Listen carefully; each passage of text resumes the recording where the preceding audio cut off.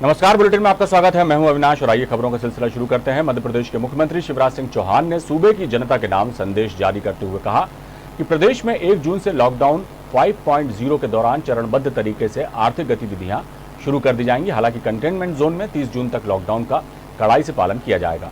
Containment zone में केवल आवश्यक गतिविधियों की अनुमति दी जाएगी। सीएम ने कहा कि कंटेनमेंट जोन को छोड़कर पूरा मध्य प्रदेश सामान्य रहेगा। अब लॉकडाउन से हम अनलॉक की तरफ जा रहे हैं। आज भारत सरकार की गाइडलाइन के अनुसार ये लॉकडाउन का अगला चरण कैसा होगा उसका विवरण मैं आपके सामने दे रहा हूं। इसमें चरणबद्ध तरीके से आर्थिक गतिविधियां प्रारंभ करनी है और इसलिए जिलों में अधिक प्रभावित जो मोहल्ले, कॉलोनी या कोई गांव होगा तो गांव का भी मोहल्ला ये कंटेनमेंट एरिया होंगे। इनमें 30 जून 2020 तक लॉकडाउन यथावत जारी रहेगा।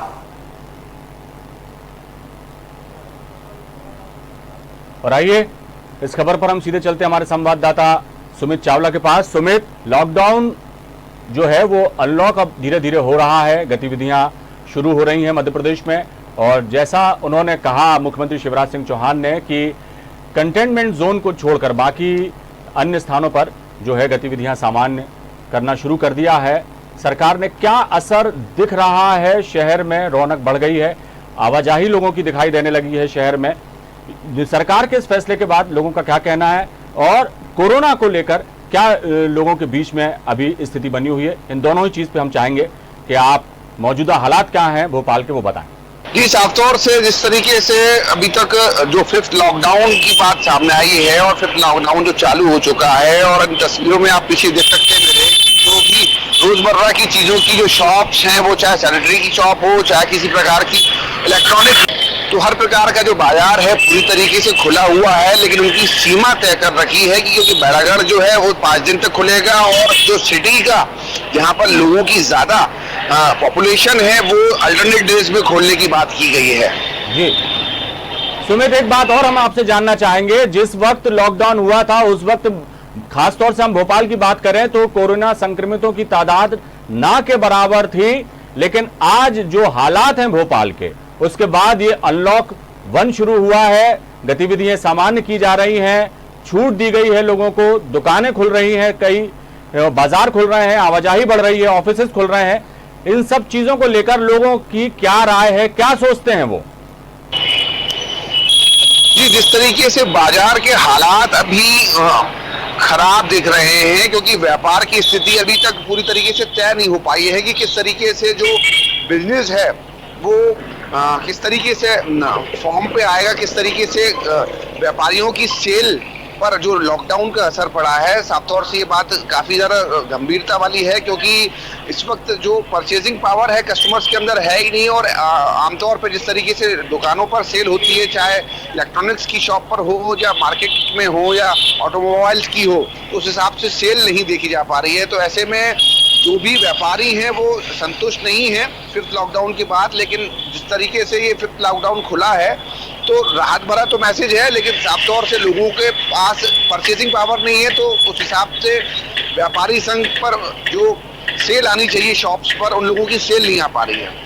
ये तो रही व्यापारियों की बात सुमित, मैं आम जनता की बात कर रहा हूं। जितना पैनिक था लोगों में, जितना डर था कोरोना को लेकर, और अभी भी लगातार मरीजों की संख्या, कोरोना संक्रमितों की संख्या बढ़ती जा रही है भोपाल में, कम नहीं हो रही। हालांकि वो बात भी सही है कि बहुत सारे मरीज ठीक होकर भी घर लौट रहे हैं, लेकिन खतरा टला नहीं है, खतरा बढ़ रहा है। ऐसे में इस तरह बाजार खुल रहे हैं, गतिविधियां शुरू हो रही हैं, लोगों की आवाजाही बढ़ी है बाजारों में, तो इसको लेकर लोगों का क्या सोचना है? क्या वो सोशल डिस्टेंसिंग का पूरा पालन कर रहे हैं? क्या दिशा निर्देशों का पालन कर रहे हैं? और लोग सोच क्या रहे हैं इस वक्त?